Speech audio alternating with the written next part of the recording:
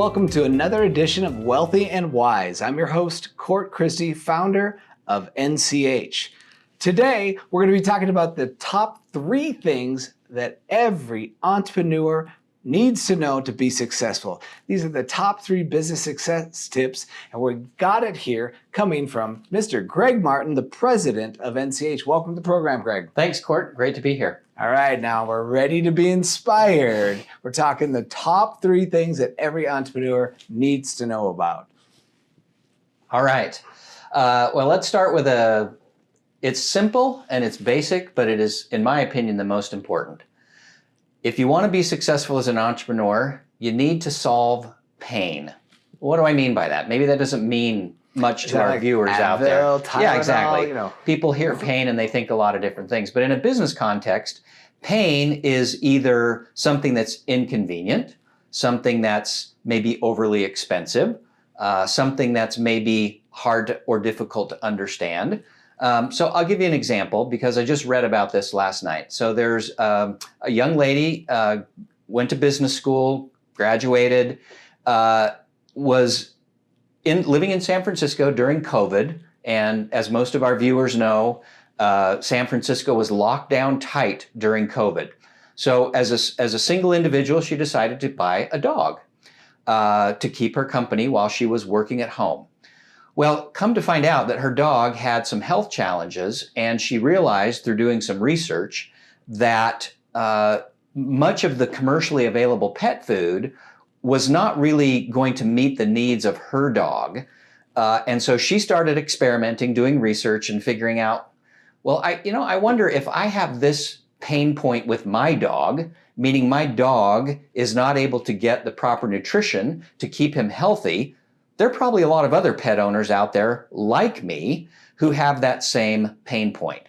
Well, now that business has raised a lot of money, is a direct-to-consumer business, meaning that you find them online and you can buy this, it's basically raw food for dogs. It improved the health of her dog dramatically, and now she's built a nice business around this fundamental insight she had, which is that I've got a pain point. I wonder if other people have that pain point.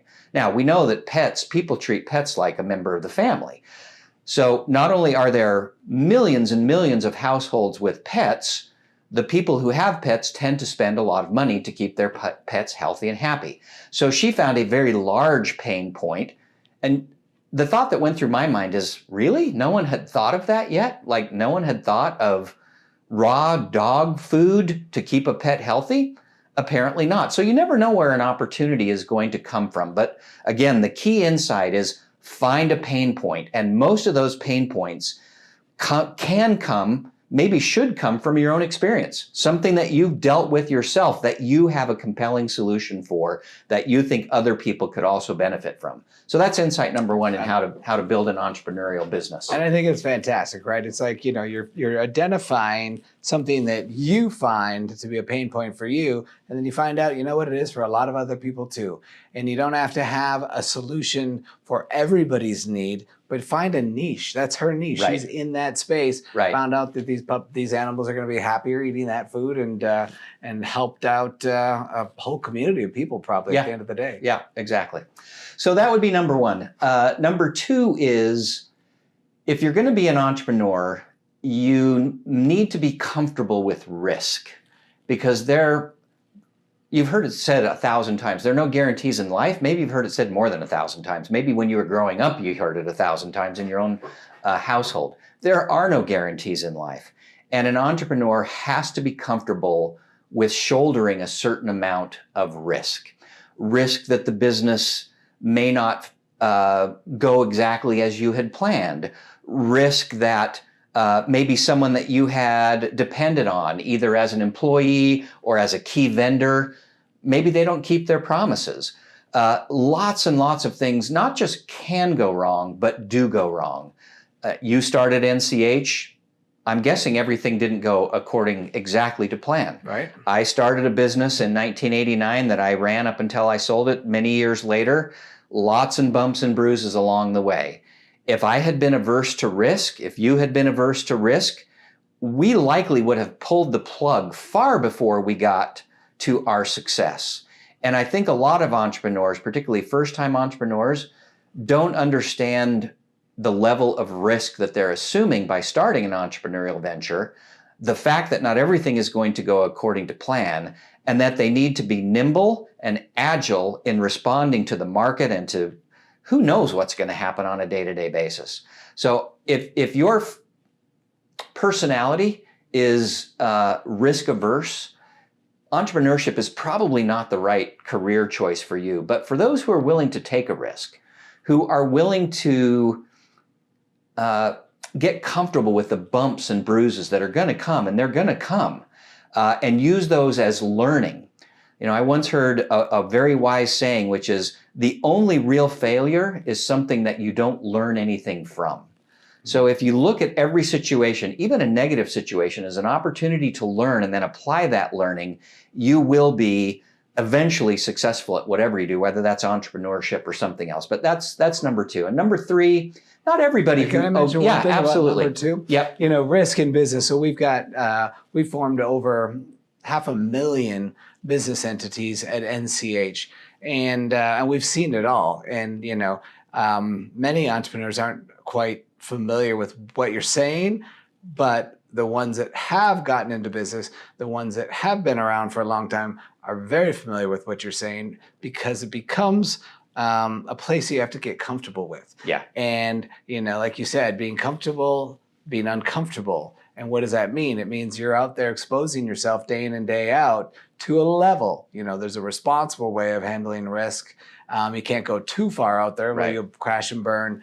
You know, but I think of all the entrepreneurs I've known throughout the years, and you think of all the people that you've worked in business with, and you know, there's a lot of risk taking, a lot of learning that goes on for a very long time, and really, in many cases, you come to your own after enough years behind you of finding out what's acceptable risk and what isn't, where those, you know, tolerances are, those bookends that you need to stay within as you develop your businesses. So yeah, that's a great one. Getting comfortable, you know, with risk. It's huge. Exactly. Mm-hmm. And then the last one, I kind of touched on it when I was talking about the last one. When I was talking about the only real failure is one you don't learn from. If you're going to be an entrepreneur, and particularly if you want to be a successful long-term entrepreneur, you need to commit yourself to being a lifelong learner. And what do I mean by that? What I mean by that is, before you take the risk of launching the business that you've identified because there's a pain point that you think you have a nice, tidy, compelling solution for, do some research. Ask your friends, talk to your friends. Are your friends experiencing the same pain point? The internet is an unbelievably helpful innovation over the last 20, 30 years. When I started my first business, there was no internet. So I had to go to the library to do research. Now you sit in the comfort of your own home in your jammies with your hot drink by your side, and you can do an immense amount of research. But one of the mistakes that entrepreneurs make, they fall so in love with their own ideas that they don't take the time to figure out whether what they're experiencing as a need in the market, other people are also experiencing as a need in the market. So that's just one facet of learning. Before you launch, do as much research as you can. But then after you've launched, you need to continue to be a lifelong learner. Read articles, read anything about your industry that is published. Again, the internet is such an amazing innovation. There is so much free content now that you can take advantage of. And just learn. Commit to learning something new every single day, whether that's about your industry, whether that's just about general business or management. You need to have a commitment to continued learning. The other reason that's so important is when I started my first business over 30 years ago, again, the internet didn't exist. There was print publications, there was broadcast television, there was cable, but we just did not have the flood of information that we have today. As a result, things didn't change quite as quickly as they do today. Today, things change on a dime. From 1 second to the next, things can change in your industry, in the general economic environment of the country. And so if you're not plugged in to learning and to being to making yourself aware of as much information as possible. I mean, you can't go overboard. Obviously, we have to live our lives. Our families are important. Our physical health is important. But you need to make sure that you are committed to spending a part of every day just in active learning. Absolutely. And I think that's so critical. We both have MBAs, Yep. right? And you are continuing to grow and learn from the community at Harvard where you got your MBA. And I think for the listeners here, it's not about getting the latest business book. No. Because if that's me, I've got a library full of business books that have never been opened. Yeah. Because I don't enjoy sitting down reading a book about business strategy and business success. I'd rather read some fiction that I can relax in, and that's how I use my reading. But I go to YouTube and watch videos of the whatever the subject matter is. I go to conferences and, you watch, you go to Zoom meetings, you go to conferences online or in person. There's just so many areas that if you're not like a textbook learner, which a lot of people don't have a lot of fun doing that. I do know people that read a lot of books, but you do. But for me, I learn differently. Yeah, and I'm more experiential and I got to be in front of a group or other people. And so there's a lot of ways of getting the learning that you need to stay relevant, to stay current, Yes. In any area that matters for your business, what you're trying to do. So I think that is critical. Well, those are 3 great things that you brought to the table for our listeners here today so that they can understand, some of the really fundamentals of what makes a successful entrepreneur. And even if you are in business already, these things apply and you should be applying this day in and day out to your business life. And if you're thinking about going into business, these things are essential to the success that you're going to have in business. So thank you, Greg, for educating us today. My pleasure. And can I just say, as someone who's lived the entrepreneur's lifestyle, there is nothing that compares to it. In spite of all the hiccups and heartburn and heartache that you're going to experience as an entrepreneur, and you will, the rewards are unparalleled. It is amazing. It is truly amazing to live in a country where we have the freedom to create something from thin air that can turn into a business, whether that's NCH, which you've now over 30 years developed and grown this business, which I know has been very rewarding for you personally and professionally. Myself, who started and grew a business to a pretty large scale.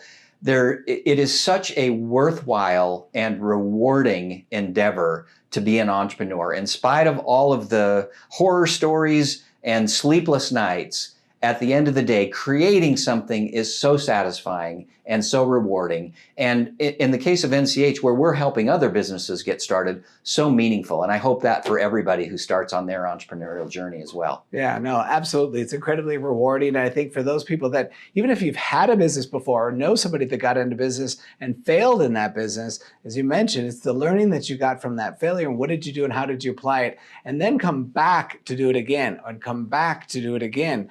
And oftentimes you might have picked the wrong industry, the wrong product, the wrong service. It just wasn't working. Wrong timing in the economy. I know people that started businesses in 2007. Well, what a horrible time to just be trying to develop a company and then have it go bankrupt a few years later or shut down because we had the worst freaking recession that we've ever had in the history of this country since the Great Depression. So you never know, but you come back and you do it again. So if you've tried to be in business yourself before and failed or know somebody, don't let that stop you from doing it again. That's the most important thing. Get back up on that horse, get back up on that bike and ride it. Absolutely. Great advice. All right, Greg. Well, thank you for being with us today. My pleasure, Cort. Always. Thank you. And all of you listening today, thanks for tuning in to another edition of Wealthy and Wise. For any of you that are looking for support in getting your business launched and started, or if you're a real estate investor and you're looking for the right type of business entity to hold your real estate in, call us at NCH, schedule an appointment, a free complimentary appointment